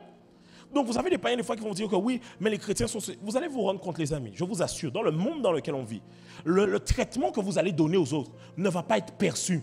Le caractère que vous allez manifester aux autres ne va pas être perçu. Tout ce que vous allez faire de bien, le monde a une fausse balance. Une balance qui n'arrive pas à mesurer et à peser le bien que vous faites. Parfois dans votre famille, vous êtes celui qui est le plus conscient, qui fait le plus de bien aux autres, mais c'est derrière vous qu'on va aller plus spécifiquement. Le monde ne va pas le voir. Je tiens à dire ça à un disciple de Christ. Parce qu'un disciple de Christ doit être au courant que s'ils ont persécuté Jésus-Christ, ils vous persécuteront aussi. Est-ce qu'on est ensemble? On peut avancer? Et là, je veux que tu me suives bien. Un disciple de Christ, même sans reproche, sera persécuté comme Christ. Même si tu es sans reproche, tu auras beau dans ton travail n'avoir rien fait à personne, tu seras persécuté. Le problème, c'est que vous pensez que parce que vous allez être bien, que les gens ne vont pas vous persécuter. Ne cherchez pas l'approbation des hommes, s'il vous plaît. Arrêtez de chercher l'approbation des gens. Vous avez envie qu'on s'assoie et qu'on vous dise « Ah ouais, toi tu es un bon chrétien, toi tu es bien comme si... » Les amis, les gens ne vous donneront pas l'approbation que vous cherchez. Parce que du reste, vous êtes serviteur de Dieu, pas serviteur des hommes. Est-ce qu'on est ensemble? Ne cherche pas à ce que dans ton travail, ton patron te comprenne. À chaque fois, laisse la justice de Dieu des fois travailler en ta faveur. À des moments, il faut parler quand même. Mais dans ta famille, tout le monde, vous allez le voir, Jésus même parle de ça. Et quand je lisais ça, je me disais, mais c'est bizarre. Je suis en train de... En fait, quand je lisais certaines phrases, je dis, je suis en train de... Là, pour le coup, je comprends un peu plus la profondeur de ce que Jésus est en train de dire. Regardez, Jésus dit ceci, Matthieu 10, 25 à 26. Il suffit aux disciples d'être traités comme son maître et aux serviteurs comme son seigneur. S'ils ont appelé le maître de la maison Belzébul, à combien plus forte raison appelleront-ils les gens de sa maison? Cela veut dire en d'autres termes, suivez-moi bien. Si Jésus a été traité de Belzébul, pas seulement ça. Vous savez que les Juifs, pour les Juifs, Jésus, je vous le dis, Jésus est un chef de secte pour les Juifs. Pour les Juifs, Jésus c'est un gourou d'une secte. C'est ça pour eux. Parce que Jésus est venu mettre trop de problèmes dans la manière dont il faisait les choses. Jésus est venu rompre avec certaines traditions. Jésus, on disait que c'était un trouble à l'ordre public. C'est la raison pour laquelle, en fait, des fois vous lisez la Bible, mais vous ne prenez pas assez bien ce qui est marqué dedans. Les disciples n'ont pas fait de la prison. Les disciples n'ont pas fait de la prison. Regardez, les disciples ont fait de la prison et on se sert de ces histoires pour prêcher l'évangile. Même pasteur qui fait de la prison, ça devient un discrédit. Vous voyez que vous ne comprenez même pas l'évangile que vous avez entre vos mains. Les disciples ont été fouettés, ont fait de la prison, ont été accusés pour beaucoup de choses. Un pasteur qui fait de la prison, aujourd'hui, là, ça devient un discrédit pour les gens. Et même c'est ça qu'on va utiliser pour le discréditer. Oui, mais il a fait de la prison. Mais gloire à Dieu. Ah, tu vois, tu n'arrives pas à voir comme Christ voit. Parce que pour toi, il faut que genre en mode, on soit le plus lisse possible. Vous aimez trop le politiquement correct. Vous aimez trop le politiquement correct. Vous aimez qu'on soit lisse, que tout soit accepté. Guys, on ne va pas être accepté. Et le problème, c'est que vous manquez de zèle. Vous manquez de zèle et de ferveur pour pouvoir dire « I don't care de ce que les gens pensent. Je m'en fiche de ce que les gens pensent. Qu'ils pensent que je sois ceci ou cela, je m'en fiche à un certain moment donné. » Mes amis, moi, en plus, moi, je m'en fiche. Vous voulez que je vous parle vrai? Je vous dis vrai, la vérité. À un moment donné, avec tout ce que les gens racontaient, j'avais même du mal à aller dans des restaurants, dans des lieux. Maintenant, je m'en fiche. J'affiche ma grosse tête là-bas. Je m'assois bien comme il faut et je mange bien. S'il y a quelqu'un qui va être gêné, c'est toi qui vas être gêné ici. Oui. Je m'en fiche maintenant. Je m'en fiche. Je m'en fiche maintenant. J'allais dire une autre chose, mais... Tu m'en fiches. Que tu penses de moi X ou Y chose, je m'en fiche. Tu ne vas pas m'empêcher de profiter de la vie. Je m'en fiche. Des fois, vous êtes trop en mode, oh, mais qu'est-ce que les gens vont dire? Qu'est-ce que les gens vont dire? Tu es quoi? Tu es serviteur des gens ici, là? Ou tu es serviteur de Dieu? Vous êtes trop attachés à ce que les gens ont pour vous. Et Jésus dit ceci. Jésus dit, s'ils m'ont appelé Belzébul, Belzébul c'est le roi des mouches, prince des ténèbres. S'ils l'ont appelé comme ça, ils ne vont pas vous traiter de démons? Ils ne vont pas vous traiter de sorciers? Voilà maintenant les chrétiens, je vous dis vrai, quand on commence à traiter ton pasteur ou ton frère dans la foi de sorcier, de ceci, de cela, tu commences à trembler. Oh, mais peut-être que, lis ta Bible. En fait, ça montre simplement que si tu étais au temps de Jésus, tu n'aurais jamais marché avec lui. Parce que tu aurais trop peur que les gens te jugent à cause de ça. Trop peur. Lis ta Bible. En fait, je vais même vous dire mieux. Si vous êtes chrétien et que vous n'êtes pas persécuté, vous êtes homme de Dieu, que vous n'êtes pas persécuté, pasteur, vous n'êtes pas persécuté, on ne vous traite pas de tous les noms, vous n'êtes pas un homme de Dieu et vous n'êtes pas un chrétien. On monte, on descend. C'est ici ce que Jésus dit. Il suffit. Ça veut dire que la seule chose qu'il suffit, ça veut dire que un chouïa, tu vois, un chouïa, tu es comme Jésus, c'est fini. Si tu es comme Jésus, on te persécutera. On dira des choses de toi. Si on ne dit pas, c'est pour ça que de plus en plus je glorifie Dieu, parce que ça veut dire que je suis sur la bonne chose. Plus on dira du... En fait, bon, il ne faut pas qu'on trouve du mal en toi. Non, attends. Non, mais attendez. Non. Il y a des chrétiens, vous aimez prendre ça. Vous allez dire, ouais, on ne m'aime pas. Tu as un mauvais caractère, il faut changer. C'est pour ça qu'on ne t'aime pas. Non, j'ai dit, mon point ici, c'est un disciple de Christ, même sans reproche, sera persécuté comme Christ. Je n'ai pas dit un disciple de Christ qui lui-même se comporte mal. Un disciple de Christ, même sans reproche, tu seras persécuté quand même. Le problème, c'est que l'Église, des fois, vous savez, vous voulez que je vous dise vrai, on aime trop chercher un truc pour pouvoir être accepté des gens. On va dire, ouais, mais pour que les gens, le monde puisse nous comprendre, pour qu'ils puissent nous accepter, il faut que ceci, il faut que cela. Les amis, on n'amènera pas les gens à Christ en témoignant et en représentant moins de Christ. Verset suivant. On peut avancer. Il dit quoi? Regardez, qu'est-ce qu'il dit. Ne les craignez donc point, car il n'y a rien de caché qui ne doit être découvert, ni de secrets qui ne doivent être connus. Mais pour moi, Matthieu 10, versets 32 à 39. C'est pourquoi quiconque me confessera devant les hommes, je le confesserai aussi devant mon Père qui est dans les cieux. Verset suivant. Mais quiconque me reniera devant les hommes, je le renierai aussi devant mon Père qui est dans les cieux. Allons-y. Ne croyez pas que je sois venu apporter la paix sur la terre. Wow. Là, c'est la meilleure partie de la prédication. Je t'ai déjà dit, si tu doutes, il ne faut pas dire que tu es dans le EFC chrétien. Il y a une carte de membre là, et il y a des caractéristiques bien précises dedans. Là. C'est soit on est ensemble, soit on n'est pas ensemble. Peut-être soit on est ensemble, soit on n'est pas ensemble.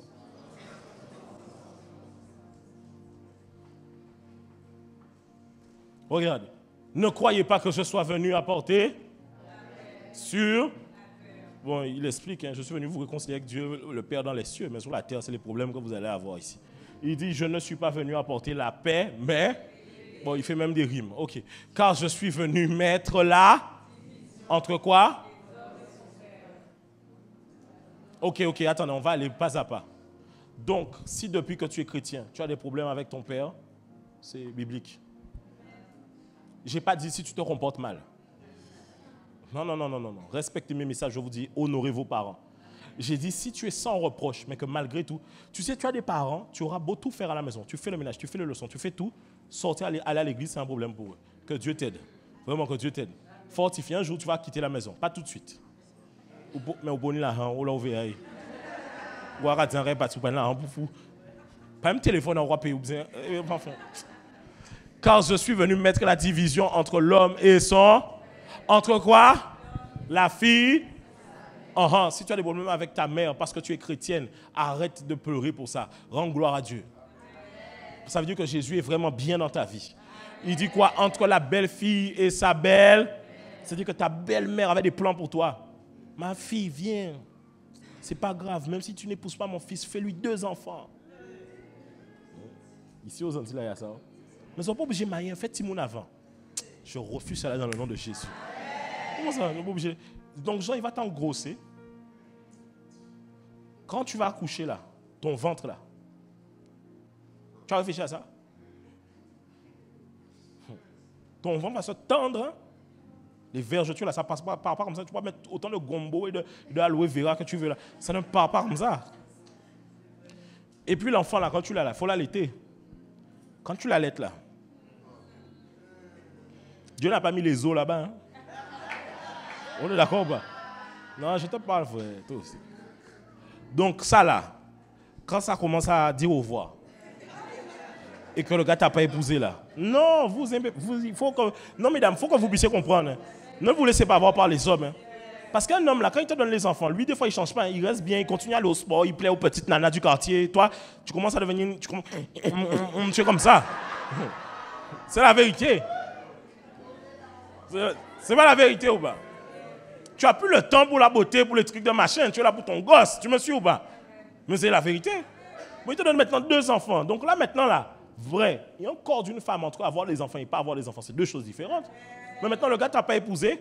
Et maintenant, il faut que quelqu'un qui ne t'a pas lui-même transformé vienne t'accepter comme ça.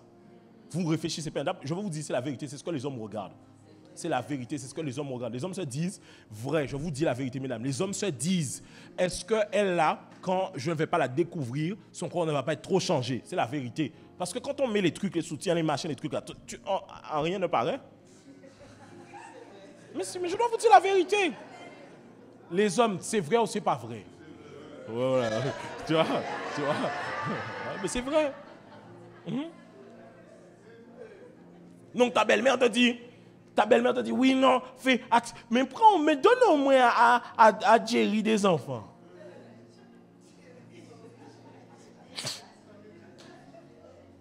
Ok, maman.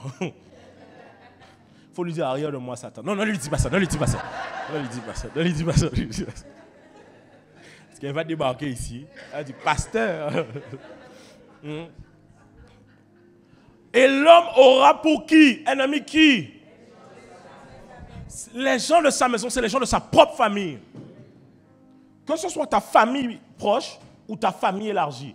Est-ce que depuis que tu es en Christ, ça ne te crée pas des discordes avec les gens de ta famille? Amen. Tu es vraiment en Christ. Arrête de te plaindre, tu es vraiment en Christ. Si tu es chrétien là, et que genre, toute ta famille t'aime bien, sauf s'ils sont chrétiens. Mais même des fois quand ils sont chrétiens. Parce qu'il y a un degré où ils ne sont pas chrétiens. Tu vois, il y a toujours un degré. Si tu es chrétien, que toute ta famille t'aime bien, c'est qu'il y a un truc que tu ne fais pas encore. Commence à faire des bonnes veillées de prière, tu vas voir. Tu vas voir comme ça, d'un coup, les gens vont s'énerver à la maison. Surtout quand tu commences à faire la prière beaucoup à la maison, là, même si tu fais la prière à voix basse, il y a un truc que ça dérange. Tu commences à sentir que les gens sont sous tension dans la maison. Tu te caches dans la salle de bain. Ton gars sort dans la maison. Tu dis, qu'est-ce qu'il y a? Toi-même, tu brouilles le réseau. Je sais que tout le monde ne comprend pas ce que je suis en train de dire, mais les gens qui sont dans la situation, vous comprenez, ok? Ok, d'accord. Oui. Il dit, l'homme aura pour ennemi les gens de sa maison. Ensuite, il dit quoi? Celui qui aime son père. Non, attendez, non. Là, vous n'avez pas bien lu, on va lire ensemble. 1, 2, 3. Celui qui aime son père ou sa mère plus que moi n'est pas digne de moi. On s'arrête là. Déjà même, c'est pas normal si quand toi tu es parent, tu lis ça, ça te fait mal pour ton enfant. Vous ne vous rendez pas compte, hein? Mais vrai, souvent, on se fait Dieu dans la vie des gens. On se fait Dieu dans leur vie. Tu ne peux pas avoir tes enfants et tu n'aimes pas lire ça. Il faut bien lire ça quand tu as tes enfants. Parce que ça veut dire que demain, tu voudras toi-même interférer dans la vie de tes enfants, même quand Dieu aura parlé. Sois prêt à donner tes enfants à Dieu. Pas à n'importe qui, mais à Dieu. Est-ce qu'on est ensemble? Parce que toi, tu ne peux pas surveiller tout le temps tes enfants. Mais Dieu, il ne sommeille ni ne dort. Maintenant, voici une chose. Si là, tu es chrétien, tu dois comprendre que ce que Jésus te demande, c'est d'avoir arrivé à détacher, à aimer. Jésus n'a pas dit, celui qui aime son père ou sa mère n'est pas digne de moi. Il a dit, celui qui aime son père ou sa mère plus que moi. Ça veut dire qu'à cause de l'amour que tu as pour tes parents, tu abandonnes la foi? À cause de l'amour que tu as pour ton mari ou pour ton épouse, tu abandonnes la foi? Et je vous assure, écoutez-moi, faites attention aux relations amoureuses. Parce que les relations amoureuses, c'est le sujet pour lequel les gens, à chaque fois que tu viens à Christ, il y a toujours une relation amoureuse pour te freiner. Ça ne rate pas, je sais, ça ne rate pas. Quand quelqu'un me dit, pasteur, en ce moment, j'avoue, j'avais une baisse de foi. Honnête. Honnête. En ce moment, pasteur, non, je vous dis, ça ne rate pas, ça ne rate pas. En général, c'est souvent ça. Je ne dis pas que c'est tout le temps ça, mais c'est très souvent ça. Il dit, celui qui aime quoi? Son fils ou sa fille, plus que moi. Voici la vie chrétienne. Voici la vie chrétienne qu'on ne vous a pas souvent dit. Où tu t'assois chaque dimanche, mais on ne te dit pas ça. Et des fois, tu arrives dans des moments de ta vie où tu dois choisir entre tes parents et Dieu. Tu as du mal à le faire. Parce qu'en fait, tu n'as jamais lu un verset comme ça. Parce que c'est dur pour nous prédicateurs. Je te dis la vérité. Comment toi, tu es prédicateur, tu sors un verset comme ça en dimanche alors qu'il y a plein de familles devant toi? Il faut avoir le cran de sortir, c'est de faire les gens lire ça. Parce qu'on peut te traiter de celui qui divise les gens. Oui, mais si tu ne les préviens pas, comment vont-ils faire lorsqu'ils seront en face de problèmes dans leur propre famille? La plupart d'entre vous ici, si, écoutez, en général, dans les entretiens individuels, les mêmes choses ressortent. 1, c'est soit les relations amoureuses. 2, soit les relations familiales. En général, c'est ça. C'est ça, les choses qui ressortent. Mais si vous n'êtes pas prêt à ça, est-ce que vous allez arriver à tenir avec Christ? Parce que Satan, il fera quoi? Satan ne passera pas par les étrangers pour vous ébranler, mais il passera par vos propres familles. Mais je déclare que tu vaincras dans le nom de Jésus. Il dit quoi? Celui qui ne prend pas sa croix et ne me suit pas n'est pas digne de moi. Ici, il parle du fait que tu as des challenges ou des prix à payer qui sont propres à toi-même, mais tu ne veux pas les porter. Porte ta croix toi-même. Porte-la, porte-la, porte-la. Il dit ensuite, vas-y, avance, verset suivant, il dit, celui qui conservera sa vie la perdra, et celui qui perdra sa vie à cause de moi la retrouvera. Jésus lui-même l'a vécu. Jésus lui-même l'a vécu. Alors, vous savez, quand je lisais le livre de Matthieu, les passages qu'on vient de lire, j'arrivais à ressentir la douleur de Jésus en disant ces paroles. En fait, il est difficile pour quelqu'un de te regarder dans les yeux et te dire « Je suis venu amener l'épée et la division chez toi ». Si Jésus est arrivé à un point où il peut parler, parce que Jésus est un homme, attention, il est 100% Dieu, 100% homme, mais Dieu est venu en chair comme un homme afin de pouvoir nous montrer qu'il est possible de vivre cette vie. Est-ce qu'on est ensemble jusque-là? Ok. Sauf que la manière dont Jésus écrit ça, je sens que Jésus est arrivé à un point où il a envie de dire aux gens, en fait, si vous me suivez, soyez sûrs de vous-même. Parce qu'on n'arrive pas à parler comme ça quand tu n'as pas encore été pris émotionnellement par des problèmes que ton ministère crée. Pour moi, lorsque je lis ça, j'ai l'impression que Jésus est arrivé au point où son ministère crée beaucoup de friction dans la vie de ceux qui sont avec lui. Et qu'il arrive maintenant pour pouvoir poser les choses et dire clairement les choses. Je ne suis pas venu apporter la paix, mais l'épée. On sent que lorsque Jésus dit ça, vous savez, ses paroles sont tellement dures qu'on sent que c'est comme s'il veut pouvoir préparer psychologiquement une bonne fois pour toutes les gens qui le suivent. Et s'il y a des gens qui doivent le quitter, qu'ils le quittent maintenant. Parce qu'il dit clairement, quand tu arrives à dire à quelqu'un, si tu aimes ton père ou ta mère plus que moi, tu n'es pas digne de moi. Cela inclut que tu arrives à un point où tu veux permettre à cette personne de faire un choix. Ça veut dire qu'à ce moment-là, lorsque Jésus écrivait ces paroles-là dans Matthieu, c'est quoi, Matthieu 10? Matthieu 10. Lorsqu'il dit Matthieu 10, on va mettre même 37, peut-être Matthieu 10, 37. Lorsqu'il dit dans Matthieu 10, 37, vas-y. Matthieu 10, 37, il dit, quand je suis venu mettre la division. En fait, c'est comme si Jésus est en train de dire, les amis, si vous voulez me suivre, soyez sûrs que vous voulez me suivre. Et sachez que vous allez vous porter votre croix dans tout ça. En fait, tu sais, quand tu lis le texte comme ça, tu peux le lire en étant loin du texte. Mais quand tu passes par la même chose, tu te dis, purée, en fait, je comprends quel état d'esprit que Jésus avait là. Et il était en train de dire aux gens, ce que nous faisons là, c'est réel. Et si vous n'êtes pas en train de comprendre que vous êtes prêts à perdre votre vie là-dedans, ça ne sert à rien de venir avec moi. Parce qu'au bout du chemin, les amis, Jésus sait que lui, il va mourir. Et que potentiellement, les gens qui seront avec lui, on va vouloir les attraper. Et lorsque vous regardez la vie des disciples qui étaient avec Christ, la plupart d'entre eux n'ont pas eu une mort si glorieuse que ça. N'ont pas eu une mort si glorieuse. Décapités, crucifiés à l'envers. La plupart d'entre eux ont été tués de manière très difficile, lapidés. Mais souvent, nous les chrétiens, quand on est en face de ça, c'est le genre de vie qu'on ne veut pas. Quand on entend ça, on est en train de dire, en fait, tu as l'impression que, purée, mais on ne m'avait pas dit ça depuis tout ce temps-là, ça. Mais c'est ça en réalité la vie en Christ.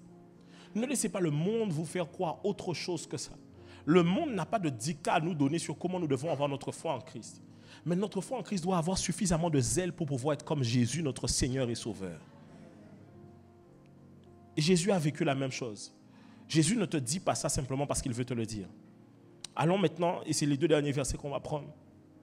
Matthieu, chapitre 12, verset 46. Matthieu 12, 46, il dit, comme Jésus s'adressait encore à la foule, voici sa mère et ses frères qui étaient dehors, cherchèrent à lui parler. Quelqu'un lui dit, voici ta mère et tes frères sont dehors, et ils cherchent à te parler. Mais Jésus répondit à celui à celui qui le lui disait, qui est ma mère et qui sont mes frères? Waouh! On est d'accord jusque-là? Et ensuite il dit, puis étendant la main sur ses disciples, il dit, voici ma mère et mes frères. Sur qui il étend la main? C'est-à-dire qu'il est en train de dire, eux là qui sont avec moi, voici ma mère et mes frères. Car quiconque fait la volonté de mon Père qui est dans les cieux, celui-là est mon frère et ma sœur et ma mère.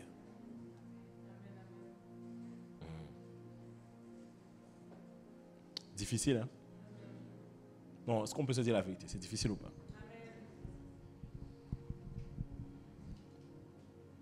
Et le pire dans ça, c'est que, par exemple, les chrétiens aiment beaucoup faire de débats. Mais sur ce genre de paroles, tu ne fais pas de débat parce que c'est Jésus qui a parlé. Dans Actes, tu iras faire tous les débats que tu veux. Dans les Épîtres, tu iras faire tous les débats que tu veux. Mais dans les Évangiles, c'est Jésus lui-même qui a parlé. C'est-à-dire que, en fait, ça sort tout droit de sa bouche. Là, il n'y a même pas de négociation pour ça. Avance. Verset... On va aller dans Matthieu 5,10. Matthieu 5,10. Matthieu 5,10. Il dit, heureux ceux qui sont persécutés pour la justice, car le royaume des cieux est à eux.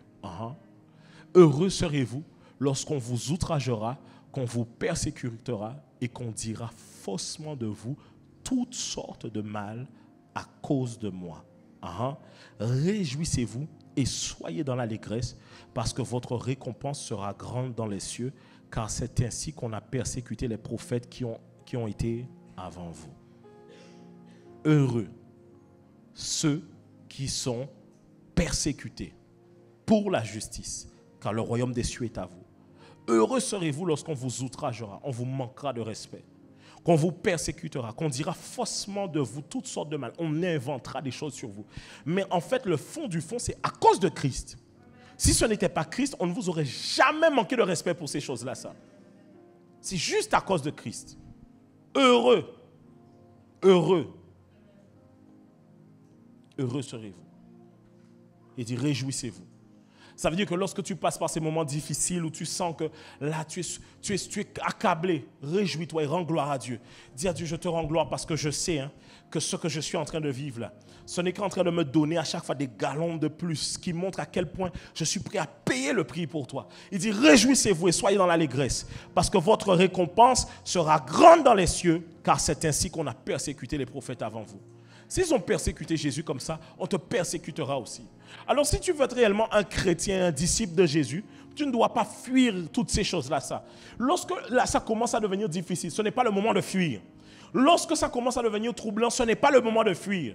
Lorsque ça commence à devenir à chaque fois comme si tu sens que là c'est de l'injustice totale, ce n'est pas le moment de fuir.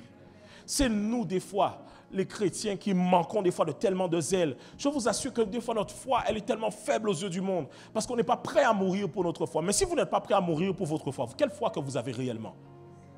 La Bible dit que si nous espérons qu'en ce siècle présent, nous sommes les hommes les plus malheureux, si notre espérance s'attache que dans les siècles présents. Vous croyez en la vie éternelle? Vous êtes sûr que vous croyez en la vie éternelle? Vous croyez au jugement dernier? Vous croyez que l'enfer existe? Mais comment arrivez-vous à vous attacher autant à ce que les hommes vont penser de vous alors que vous savez que l'éternité est plus grande que cette vie sur terre? L'éternité est plus grande que cette vie sur terre.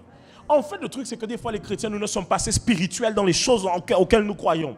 Les choses dans lesquelles nous croyons ne sont pas charnelles dans un sens qu'elles finiront par passer. Elles sont éternelles et elles sont spirituelles. Si c'est spirituel, c'est que ça fait partie de l'éternité. Et donc, je ne peux pas commencer à m'en faire parce que des hommes qui sont des créatures de Dieu me portent un jugement. Quoi que l'on pense de toi, quoi que l'on dise de toi, serre les dents et avance. Serre les dents et avance. Ok. Je sais que c'est difficile, surtout pour vous qui êtes chrétiens et que vous avez accepté Christ par vous-même, ce n'est pas par vos parents. Je sais à quel point c'est difficile, à quel point c'est éprouvant. Mais guys, la fin là, elle est toujours glorieuse. En plus de ça, je vous assure, on connaît déjà ce genre d'histoire. Il y a des gens dans votre famille qui finiront par accepter Christ. Et ça va être drôle, parce que quand ils ont accepté Christ, il faudra maintenant les voir pour leur dire, tu te rappelles quand tu me persécutais? Un jour, lorsque j'avais été pour un séminaire dans une des églises où j'étais avant, j'étais dans ce séminaire-là, j'ai croisé une sœur. Je lui ai dit, un tel? Elle me dit, non, un tel, c'est ma grande sœur. Je lui ai dit, tu es la petite sœur d'un tel? Oui, parce que je me rappelle qu'à l'époque, c'était la petite sœur qui lui faisait les choses dures à la maison parce qu'elle avait accepté Christ. Maintenant, la petite sœur est en train de servir le café à l'église, en train de faire les trucs pour les gens. Comment toi qui persécutais là, tu es? C'est ça là qui se passe à un moment donné. Mais le problème, c'est que quand vous commencez à vivre ça, vous commencez à remettre tout en question. Vous commencez à vous dire, oui, mais est-ce que réellement, guys, serrez les dents, c'est tout, c'est tout. Ça finit par passer, ça finit par passer, ça finit par passer. Vous croyez en Jésus réellement? En fait, le truc, c'est, voici ma dernière question. Quand vous êtes rentré, vous avez franchi le pas de cette porte. Vous êtes venu chercher quoi? Est-ce que vous vous êtes dit, voici un dimanche où je peux aller, j'aurai une bonne morale que je vais recevoir, une bonne philosophie que je vais recevoir? C'est pas ça. Hein? La philosophie, tu peux la trouver ailleurs. Oui. Ton prof de philo, quand il te donne des trucs, ça apparaît intéressant, non? Oui. La philosophie, la connaissance, les coachings, tout ça, tu peux trouver ça ailleurs. Mais si tu es venu ici, là, ce que tu es venu chercher ici, c'est Christ. Alors, si tu es venu chercher Christ comme un disciple, marche au travers des pas de ton Seigneur et de ton Sauveur. C'était mon message pour vous.